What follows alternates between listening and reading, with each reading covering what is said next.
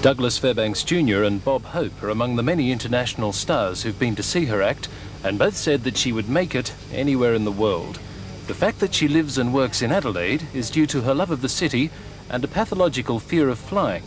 In spite of this fear, she's led a varied life in different parts of the world. Some of her most memorable days were spent in Sydney's old Phillip Street Theatre, where she inspired many little-known performers who've since gone on to become stars. Gloria Dawn, Ron Fraser, Gordon Chater, Reg Livermore, June Salter, John Mellion, Lyle O'Hara, Robina Beard, Kevin Johnson, Jill Perryman, Max Oldacre. I've worked with all those people. They all live in me, you know. I love them. And you were there for many years? Many years, yes. I was musical director of the Phillip Street Theatre for 5 years, and during that time composed a show with two friends of mine, John McKellar and Jim Wallet. And it was, to this day, the longest-running revue in Australia, and it was called A Cup of Tea, a Beck's, and a Good Lie Down. Yes, which was an amazing success, wasn't it? Amazing success. I'm sorry. Oi.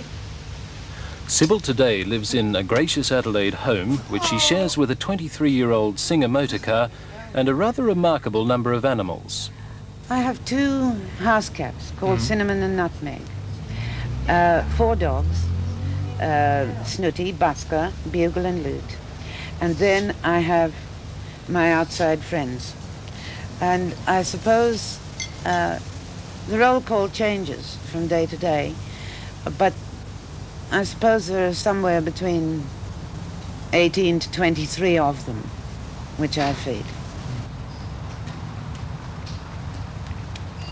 You're a piano bar player right now, have been for some years in Adelaide. Right. You play late night in smoke-filled rooms with drunken crowds half the time. Do you enjoy it? I enjoy people. I love people. Of course, when the drunks get too out of hand, which they do, men and women, I don't enjoy it as much then. But there's there are certain tactics I use to quieten them down.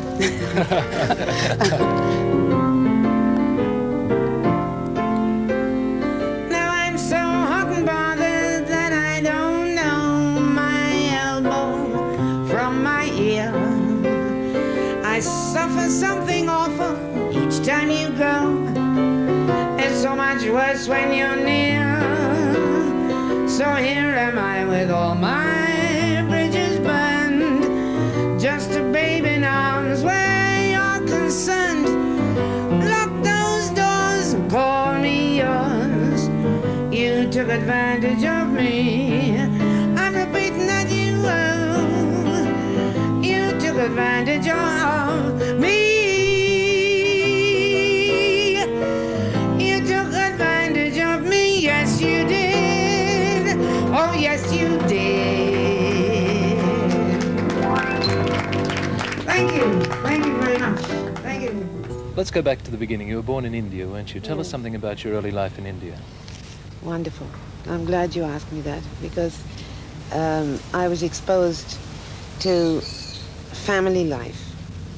I had beautiful parents, a wonderful brother, and I went to a church school that was what they described as a Cambridge recognized school, which was run by nuns, Church of England nuns, that were trained in Wantage, a place just outside London, which you probably know. And the children that went to the school were from every religion. I met Mohammedans, Parsis, Jews, Hindus. Everybody was there. The governor's children used to go there because there was a governor. So I was exposed to all religions and castes and behavior patterns, and it was a very gracious way to be brought up. My father treated me and my mother as though we were dressed in China. There's an interesting thing there.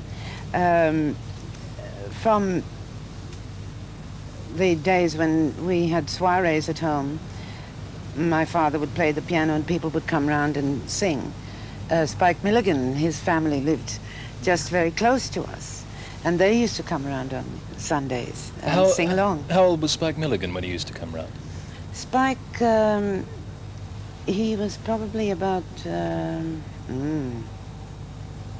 or 13. What was he like? Well, I have very faint recollection of him. I have met up with him since, of course. But my recollections of his father are very vivid, because he was in the army, and he used to come round dressed up in his Sam Brown, or the leather straps and the hat and everything, and he'd sing a song called The Galloping Sergeant Major. And it was one of those rat-ta-ta-ta-ta-ta-ta-ta songs, you know. As kids, we used to sit around and roar. He was so funny. And his wife's sister, she was a magnificent contralto. And her Sunday song was Trees. I think that I shall never see. And she used to get up there and do that, and of course we'd giggle away. And my mother used to control us with her eyes. See, that was the thing that's forgotten. Women controlling their children with their eyes. Nowadays, people chastise their children, which is so off. I knew by my mother's eyes, she would just go. Days may be cloudy or sunny. We're in or we're out of the money. But I'm with you always. I'm with you, rain or shine. What about your style?